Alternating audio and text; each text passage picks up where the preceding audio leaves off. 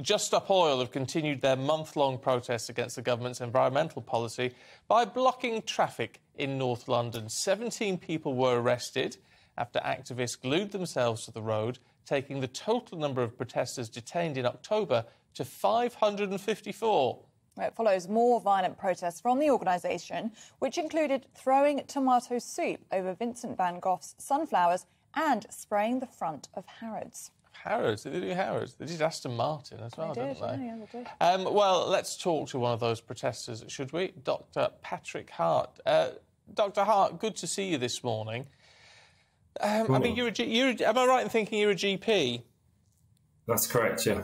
OK, well, which is interesting because, I mean, obviously you're a very intelligent man and you're a man who people rely on. I mean, just on the health side of things, I know that Just Stop Oil say they have a policy of you know, allowing blue lights through when they block roads, but we've seen from footage that that doesn't always happen. That's got to be a concern for someone like you, hasn't it? So you're absolutely right. We do have a policy to let blue lights through. My phone is full of photos and videos of us doing exactly that. If there's some footage circulating of an ambulance where it looks like it's not being allowed through as quick as possible, then I don't know the circumstances, but in my experience, we've always let blue lights through. Let me tell you, we have paramedics who are amongst our campaign group. We actually have lots of health professionals who recognise that the real issue here is the climate crisis, that the climate crisis is killing people right now, and it transcends all these other issues. It's the most important issue. I can tell you that the World Health Organization has said the climate crisis is the biggest threat to human health ever faced by humanity. So what Just Stop Oil is saying is if we want to save lives and help people's health, we have to end all new fossil fuel licensing and projects right away. And that's the obvious thing to do if we want to help people's health. That's the issue we're really dealing with here.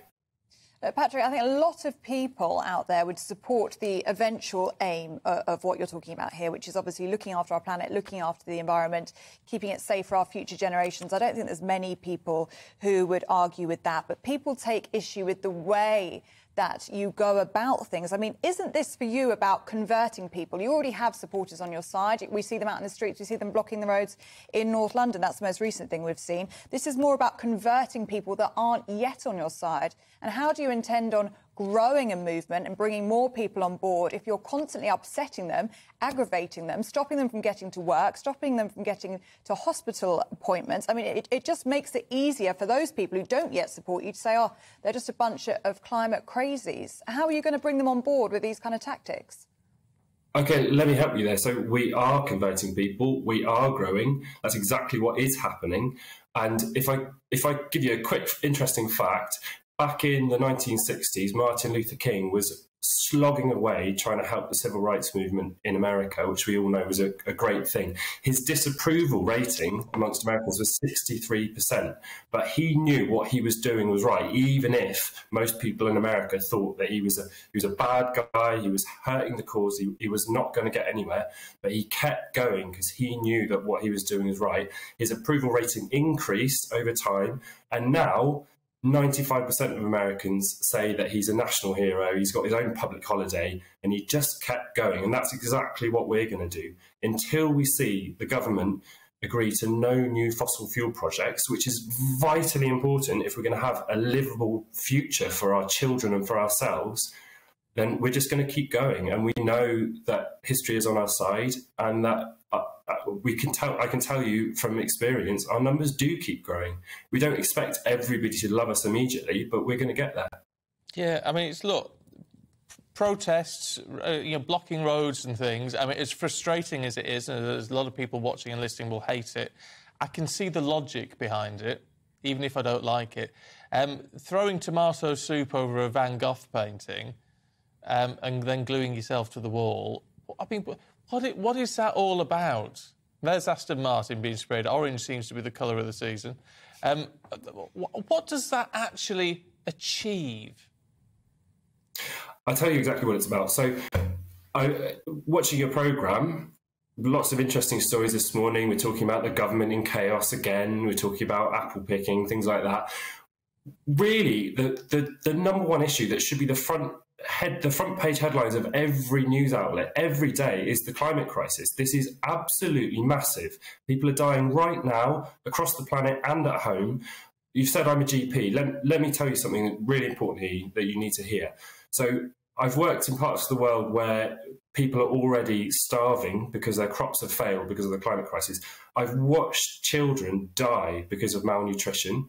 Back home in the UK, it's now a medical fact that fossil fuel pollution is killing children because it's a major contributor to asthma. And I've been the unfortunate person who's been on the night shift in the A&E department when such a child has come in who's already stopped breathing, and I've worked on them for hours and I've watched them die. And I've held it together all night long, and then I've walked out after that night shift into the street and seen other children going to school. And I've broken down in the street and cried because I knew that boy who had died should be where those kids were, living his life. This is what we're talking about. So if throwing a can of soup on a painting gets the conversation going, gets you to talk about these issues where they should be at the forefront of everyone's mind, and let me add, no harm was done to that painting, and we knew that no harm would be done to that painting, then absolutely it's the right thing to do. God, I mean, where are your priorities here? Are you really more worried about a bit of soup on a piece of glass, or are you worried about these children that I'm having to watch die when I'm at work, trying my best and knowing that I can't succeed in a world that's obsessed with fossil fuels? But it just sounds like you're crazy the way you talk about this. It's actually outrageous. I can't believe that you're that worried about a painting. Can you justify it? Can you explain to me why you're so bothered about soup on a piece of glass? Why is that even an issue?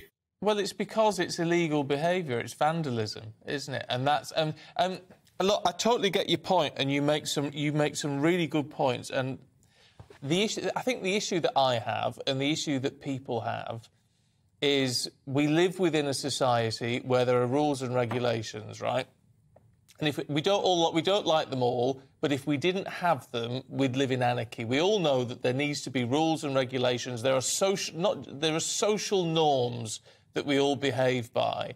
And when you break social norms, then that raises questions. It says, well, I wouldn't do that. I wouldn't expect other people to do that. And that's a fair assessment, isn't it? I mean, I've never seen that Van Gogh painting. I've no particular desire to go and see that Van Gogh painting. However, you know, the idea of potentially vandalising something is abhorrent. Now, you're quite right that there should be, you know, more focus on what is really affecting the planet, but it's that social norm, it's the structure in which we all operate, isn't it?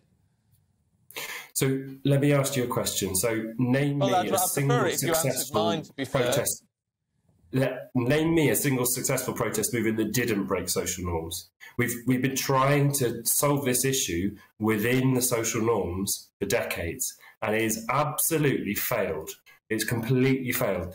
Every day, more and more of our only home in this universe is catching on fire, being flooded, exposed to drought, all sorts of catastrophes. And working within the social norms has absolutely failed. The only way, history tells us, the only way you make progress is to challenge the social norms and break through, cut through this complete inertia, this society which is apparently asleep and unaware of the absolute devastation that's unfolding. So let me go back again to the civil rights movement. Let me go back again to the fight against apartheid. Let me go back again to the suffragettes. I know people are sick of hearing this stuff, but it's a fact. They all broke social norms. That's the only way to succeed. If you could tell me another way, I would love to hear it. It would be wonderful, because I'd much rather be treating patients and doing my day job. I do not want to be doing this. But then again, given the crisis we're in, there's nowhere I'd rather be, because this is the thing that really counts right now. We've run out of time and we have to act. I'd say to your viewers, come and join us every day, 10 Downing Street. We're outside 11 a.m. Come and join us and add your voice saying, just stop oil. Well, maybe they will. Dr. Patrick Hart, it's good to talk to you this morning. Thank you very much indeed.